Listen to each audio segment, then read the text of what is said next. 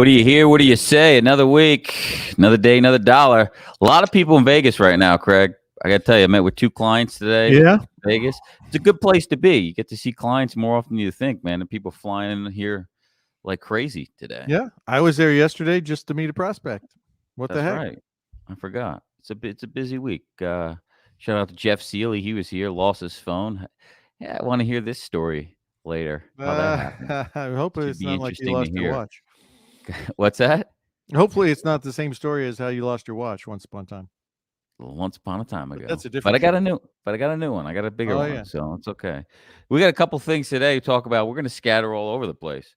I'm just going to talk about Why not? things, one-liners maybe, bullets, something to take away from, maybe not just a show on one topic.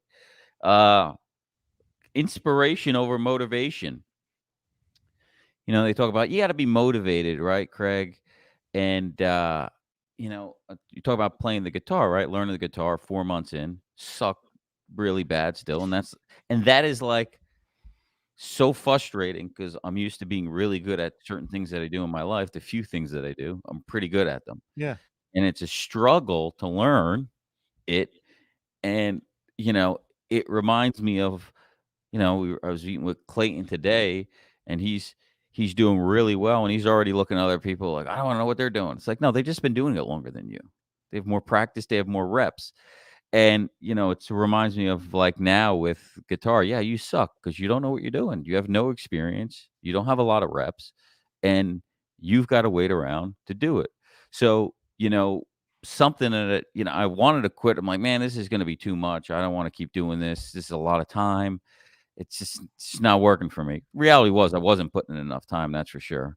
That's one thing to look at, and the same Yeah. thing with business. So it's like you've got to find what keeps me playing. It's not the motivation, it's inspiration. So I go back and I watch, of course, the great, I'll just show this, the great Stevie Ray Vaughan, and the guy's just unbelievable. He's the best I've seen by far.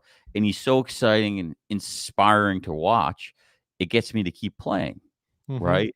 And I think on our side of the business, you're just not going to be motivated every day. You got to be disciplined. Right, you're not gonna find motivation, but can you find some inspiration that's gonna want you to keep going to the table? And I don't know what that is. Maybe that's your kid, maybe that's just proving something to your father, your mother, who knows? Craig, what kept you going? Yeah. I love Tony Robbins' explanation. You're either moving away from pain or you're moving towards pleasure. And kind of everything boils down to that. So, like you just said, are you doing it because somebody said you couldn't and you're going to show them? Right? Or are you inspired because you know somebody, you have access to somebody who's very successful? Because understand, just hang around more experienced people. Not necessarily in this business, right? Because there's a whole lot of people, and John, I'm sure you'd agree, whole lot of people got 10, 15, 25 years experience, and all they did was repeat their first year in business. So it's, if you've never read George Orwell's Animal Farm, I recommend it. All animals are created equal, but some animals are more equal. And so it goes with the health insurance, consulting, advisory, and brokerage business. You need to hang around people who've had reps selling the kind of cases that you want to grow into. Because if they haven't, they're not going to learn from talking to another small group guy. I had was talking to Clayton. We were at lunch for about 2 hours talking about stuff. And I said, look, I didn't know any better because I was around a broker that only sold up to 50 lives. So my first couple of years, I didn't even know you were allowed to sell over 50 lives. I thought it was only for big companies. And it wasn't until I met you and some others, I was like, wow, this is a whole nother world out there. Right. So put Yeah. yourself around the right people as early and as fast as possible. Write a check. He's already, he's arguing me today. He's like, I'm only doing 50 plus. And I know you say to hit singles, but I'm not going to do that. I tell them right away, I'm not interested. I can't help you 40 lives. And he's sticking to his number. He's hit a certain revenue goal. He's got a plan for the future, and that's what he's sticking to. So hats off to him. But back to Yeah. inspiration. You're gonna have to find some inspiration to get your ass up every day and make calls. Those, we're talking to new guys out there, older guys in the business block of business. I don't know if you need as much inspiration anymore, but maybe you need a young guy in the office to get you inspired to go after it. Right? That's what I see a lot of times. bring a newer guy in, get excited, go after it. You But know my old saying, comfort kills achievement. So, the older, more successful brokers and advisors who are already happy with their lifestyle and their W-2 income, it takes a grenade to get them motivated. Or the equivalent of a grenade in this business is you lose two cases, and then all of a sudden, oh my gosh, okay, I got to get back out there. And then the funny thing is though, it's always a different number for different people, right? Somebody's reached their comfort level at a couple hundred grand, and somebody else it's a half a million, and it's all different numbers. And then again, it depends on what state you live in, right? Because if you're living in Tennessee, it's got a different cost of living than Louisiana, and that's different than California. So all these things are adjusted accordingly. It's an interesting, since we're going all over the place, interesting conversation to have with some of the larger groups who have hybrid workforce, remote workers, transitioning into the conversations of. I was talking to a Silicon Valley company recently, and I said, "So, how aware are the employees that you used to work and live in San Francisco? Ergo, thus, we paid you a lot of money. Now you want to live in Pocatello, Idaho, so you can have work-life balance and yada yada, and you got an internet connection. But guess what? The cost of living, the standard of living is a lot cheaper in Pocatello, Idaho. We do not have to pay you San Francisco wages." He goes, "Yeah, it's a problem. It's an education and communication problem because, of course, from the employee's perspective, they just think, well, Jesus, they were paying me 300 grand in San Francisco, and I'll live like a king in Idaho." Nope, they're all going to make adjustments. yeah, my brother was telling me that. It's like, yeah, they will corporate will change. I mean, look, it's relevant. It makes sense. You ain't gonna Yeah, be happy about it. Nobody wants to go backwards, hey, but healthcare costs less in Pocatello than it does in San yeah, I mean, Francisco. the reality is net net you're making more money. Ideally, it's the same thing from going from Texas to California. It's like, yeah, I'm making 10, 20 grand more a year, but it's the same money at the end of the day because of the expenses. So yeah, it's something to think about. Let's see what else we got here on the list. I thought there's some interesting stuff. 100 years ago, they used to say the sun never set on the British Empire. And I think the fair equivalent to that today is the sun never sets on the Optum Empire. So think about this. United Healthcare is pretty much Optum, and they've diversified and they just keep acquiring everything that isn't nailed down. The Department of Justice is reviewing their attempted multi-billion-dollar purchase of Change Healthcare, which, oh, by the way, has a lot of Medicare participants. And now they just this last week are trying to buy LHC, a big like senior living nursing home, all this kind of business. And so the DOJ is going to inspect that one for sure because they are really, really big. And so you look at this stuff, and I look at it and I see it through the lens of, you look at Aetna and Cigna and Blue Cross, Anthem, and all these guys, and they're buying, they've either bought or they have their own PBM. So I think in terms of supply and demand. So they've always had the supply because they're the providers. And so now they keep buying vertically and horizontally the demand, right? They don't really care about brokers bringing in business because guess what? If I own all of the facilities where the Medicare patients are, I'm going to get a ginormous Medicare Advantage check. And it'll be very easy for us to just constantly communicate to these organizations where we own the demand. And so they're going to keep acquiring this stuff. So they're the supply chain, and they are now able to purchase the demand so that there will be no transparency. The supply and demand will be fulfilled by them through subsidiaries, whatever they want to call it. But brokers need to pay attention to this stuff. And theoretically, the DOJ is looking at the lack of competitiveness in certain industries as they start to roll them up. But historically, that hasn't done much to stop any of these mergers. So that's something to think about. Once they let CVS Aetna go, it was like, yeah, anybody can get it done. Somebody said they bought Bind. I remember Bind going around. Now they get bought. I mean, that's a challenge. There's these people out here with selling DPC. It's like, what are you gonna do when United comes in and offers them $1 billion? They're gonna sell, and then the cycle restarts. They know the game. They're not gonna let Yeah. you compete. It's why If you Facebook prove the bought concept WhatsApp. works, we'll just write a check for you. Yeah, and you become a threat, we'll write even more of a check. Flipping back to hiring for a second, you know, just talking to Clayton at lunch today is like, you want to go to the next level, like, after, if you want to grow, it's now becomes a part of building talent and employees, which is maybe not for everybody and not so much fun, right? Sometimes it's the bane of my existence, but I've got great people now, but in the past it hasn't been so lovely. And so once you hit that $1 million revenue mark, you're really going to have to drive up your staff in order to scale, right? And so we talked about it at High Stakes Advising. Joe was on stage and talking about, like, you got to decide what you want in the future. Do you want a million? Forget about the block size. I don't give a shit about that. How much money do you want to make, right? At the end of the day, what do you net? You want to make $1 million a year? You good with that?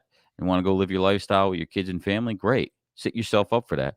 You want to be an overachiever and you just want to max it out and hit 2.5 million, 5 million, who knows what? Yeah, you better be prepared to learn how to build a team, a staff, employees. I mean, he's got like 60 employees. God bless him. Don't want nothing to do with that, right? I'm not. Yeah, the trick is there when he had 30 employees and he went to 60, he didn't make twice as much money.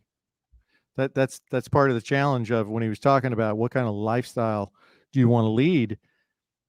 See, what happens a lot of times is it doesn't scale equally. You reach a point of diminishing marginal utility, right? That's an economic theory where just think of it as this way: the 16th piece of chocolate isn't as good as the first three, so it becomes less valuable over time. And so that's the challenge you run in running a big operation is you got 60 employees and you got an $18 million, $28 million book, whatever it is, right? Were you actually personally as the leader making the same amount of money when you had 15% of the number of employees? So that's kind of what you got to think of. Now that's cash flow, the value of the entity, if you're an owner and you have equity, of course, is going to be greater with a higher volume. So you may be playing the long game as opposed to the short game. But if you don't own it, you're just, the manager. You have to think about these things. Yeah, and yeah, it's a lot to think about, and you just got to decide what you want in your lifestyle. And the other thing is like when we talk about book sizes, is I was talking to him today about somebody that has a referral source that has to pay X amount to the referral source, also has partners. So I'm like, by the end of the day, his cut is only X. So you can have a third of his accounts and make the same amount of money and have a third of the work, right? Because you can generate leads.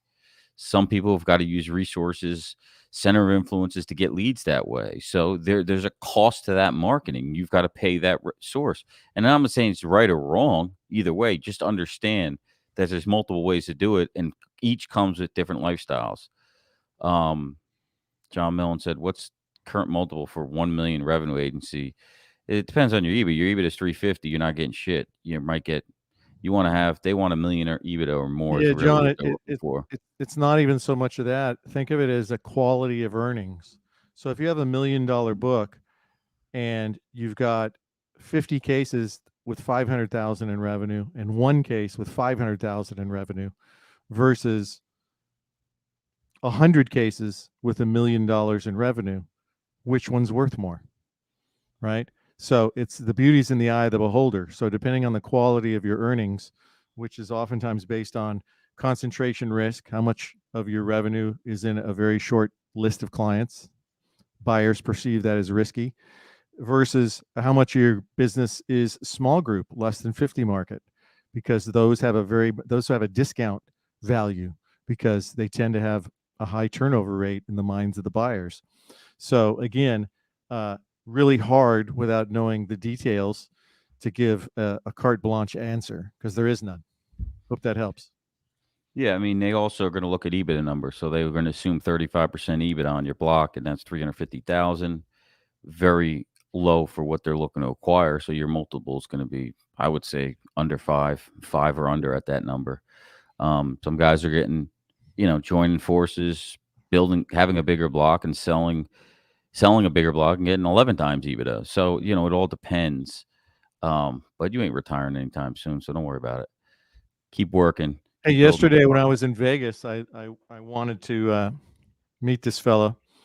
So I flew to Vegas. I listened to his talk, and it was interesting. 150,000 employees, and he had interesting comments. So I made a bunch of notes. He says, "Hey, we survived. They actually grew during COVID.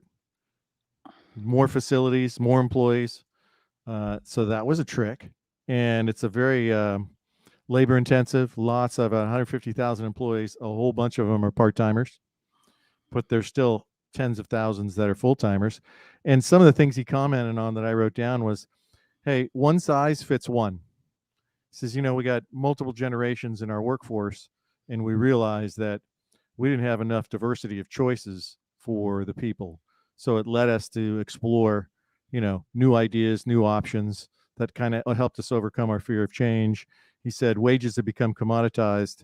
So there's even more pressure on how can we get things done and do our benefits match the demographics of our workforce?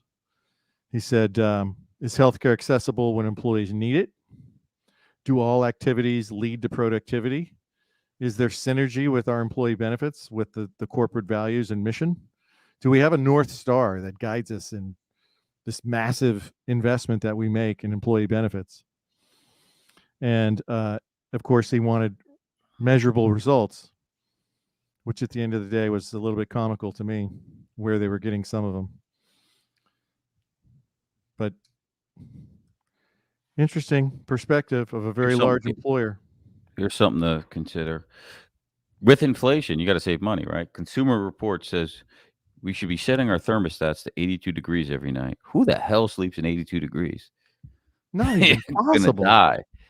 Yes, that's how you're gonna save money. Walk to work. Save money and gas, Yeah, walk to you got a work. bigger problem if you got to do. Yeah, Yeah, you got yeah. to turn What your these thermostat on. politicians get these companies to write is comical. Setting the hook. Those of you that have not learned yet how to sell self-funding to clients, to prospects, go back and look up an episode. There's probably two of them of setting the hook. The self-funding strategy does not get sold in a renewal meeting. Remember, you're putting a spreadsheet in front of them and you're giving them a renewal with an easy out right next to it or a downgraded plan next to it with no increase. And then you're going to try to sell this alternative over here that you need at least 45 minutes to an hour conversation to get them through it, depending on the buyer. So go back and watch that episode because I tend to see it over and over, and it's just not the way to sell self-funding. You've got to set the hook in advance, come back later, vet it out, bring numbers back in, and if they've already made the commitment in advance, then boom, you're Yeah, there. let me touch on Um, that because that reminds me of a book I just finished. Right, How to Change Anyone's Mind: The Catalyst, and of course, our company's name is Catalyze. And they made some. I had some interesting notes in the back, and it was, in order to get people to make a move, find out what the constraints are. Right, so find out what's immovable, what they'd consider, and they called it the find the movable middle, and then take the change that you want and break it into its smallest possible components. So for those of you who've been working with John, and he says, look, we've given you multiple strategies on how not to ask for the broker record. That's the wholesale change, right? How about you break it into smaller pieces and go, well, let us just look at your pharmacy, right? Let us charge you a fee to give you an objective review. And all of the different things that John's talked about. And then so once you can break that change into the smallest chunks possible, find a sticking point where you can get them to agree that, hey, we could probably unstick that, right? That prescription thing is stuck the way it is, and we could probably unstick it. And so it was an interesting perspective of how you try and break a big change in the perception of the buyer into the smallest possible one you can do. a lot of work. Back to my guitar. I'm really bad at the Ha! guitar still, Which but one? I'm exciting. Yes, I'm thinking about John's buying gonna a open new a museum soon with think all his different guitars. thinking about going to look at the Acoustasonic new Fender. It's like a combo acoustic and electric. Can't even play yet. Got 5 guitars, but it's fun buying, selling, trading 'em. My dad said, it's the thing in the beginning. You gotta try to find the right one that fits, right? You don't I know want the what one that guitar plays you like. automatically. Yeah. Yeah. Yeah, I gotta go look at one today, but was inspired by somebody else playing it, so that's why I wanna do it. Find your motivation, find your inspiration. Actually, forget the motivation, find inspiration, it's gonna work better for you. What else you got, Craig, before we wrap it? We'll keep Yeah, tonight short and it'll sweet. pull. It'll pull and compel people more often than motivation. Right? That's that, "Well, I can will myself." Probably not. No. That ends up he ends up losing that battle. It's why weight loss is a $40 billion industry because if it was as simple as willpower, everybody could do it, and that's just not reality. Yeah, It's like I it's like like I tr like your theme of getting more reps, John. That's what we constantly pound into people's heads. You need more reps. You need more swings of the bat. You need more more sales appointments. pitches. Fail faster sooner, and you'll get better. Yeah. At the end of the day, you've 2 things you need is appointments, and then you gotta look in the mirror and say, "Do I suck? Am I getting better? Am I blowing these meetings?" Yeah, And record have a real yourself. conversation. Have a real conversation with yourself, record yourself.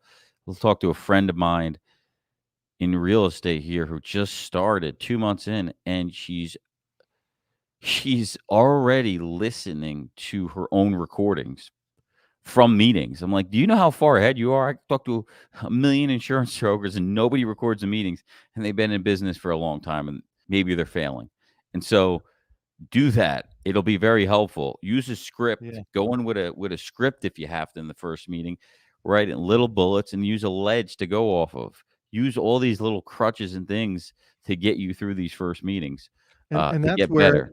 so that's where, like, the fellow you had lunch with today, right? Go to school on the cases that don't matter to you. So you wanna work 50 plus?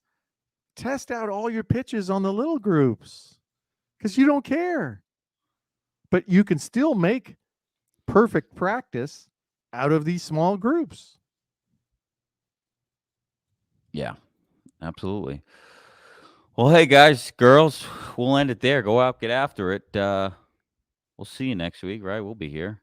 Those that are coming to the boot camp, we look forward to seeing you. It's Ooh. gonna be a good time. Those that haven't seen the Virtue Health webinar of me destroying traditional stop loss, you gotta see it. I gotta get the recording up. Yeah, you But wanna it was a good unstick one. you wanna unstick an idea, unstick traditional stop loss. We're gonna give you we're gonna give it to you every month. So go ahead and register and it'll pop up every month for you. That being said, thanks for joining us, guys. Heads up advisors. See you next week, same place, same time. Be well. Out.